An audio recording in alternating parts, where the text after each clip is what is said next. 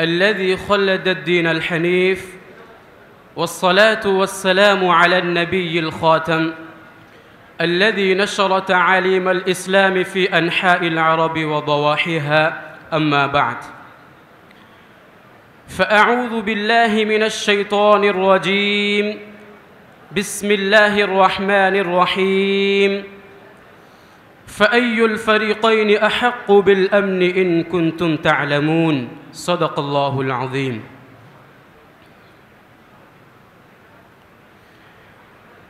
Respected chief guest, dignitaries on the dais, and dear audience.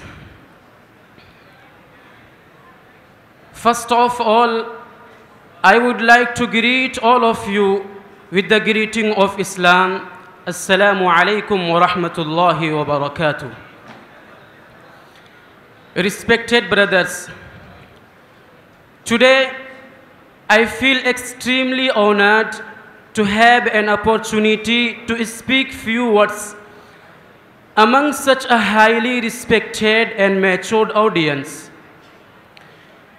In this gathering, I would like to speak on a very important topic, that is the ultimate peace. Brothers in Islam, the world we live in is full of diversity. We meet people of different colors and minds.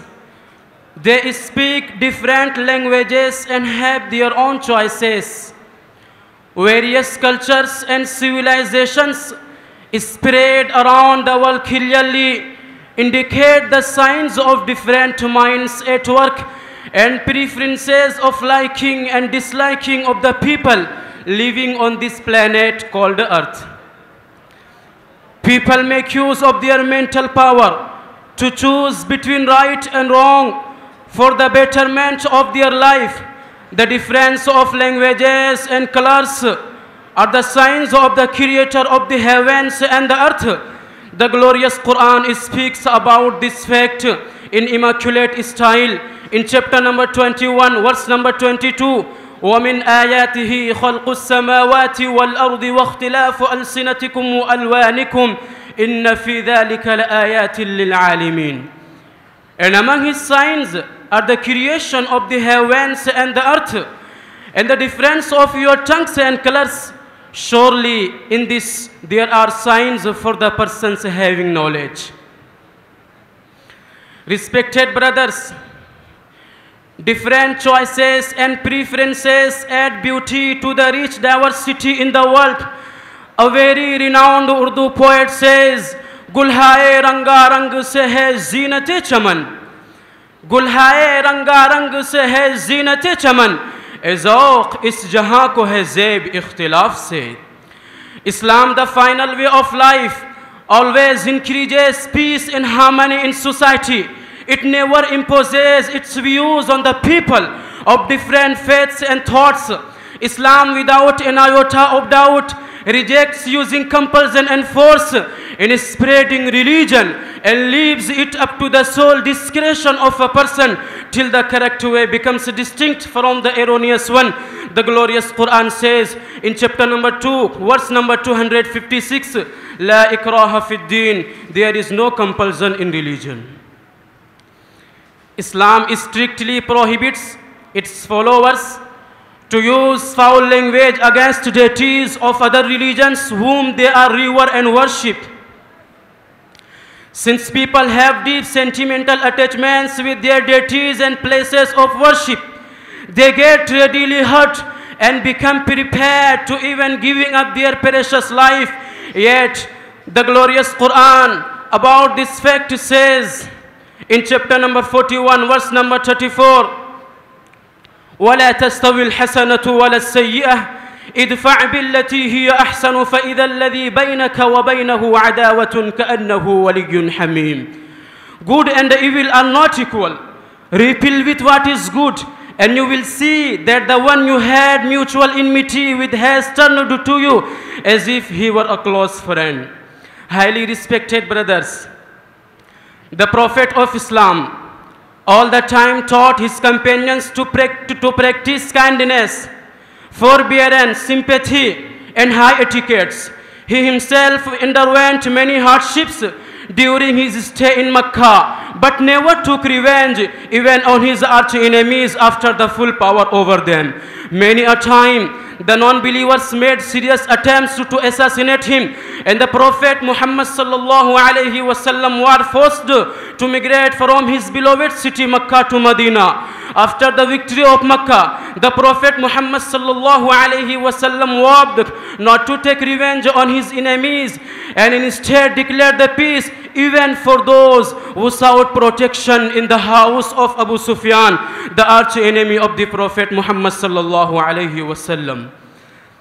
The people who had cornered and boycotted the Prophet and his family in the valley of Abu Talib were forgiven and granted peace and security in the city of Mecca.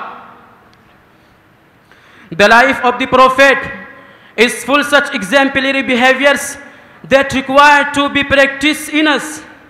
The true spirit of Islam alone assures the establishment of peace and harmony in society. Honestly speaking, the world leaders today don't seem to be sincere in establishing peace and combating terrorism. Rather, they are serving their own ends and pursuing their own goals. The history never witnessed such human crisis in the world. Women and children, old and young, alike are ruthlessly killed in the world.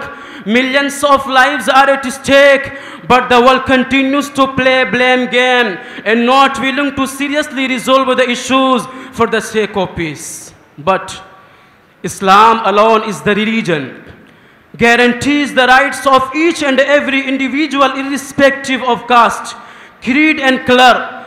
The Prophet Muhammad sallallahu alaihi wasallam says, "Irham man fil ard, yarhamukum man fis sama." Be merciful to those on earth, the heaven will shower mercy upon you. Highly respected brothers, Islam has a beautiful concept of humanity if followed.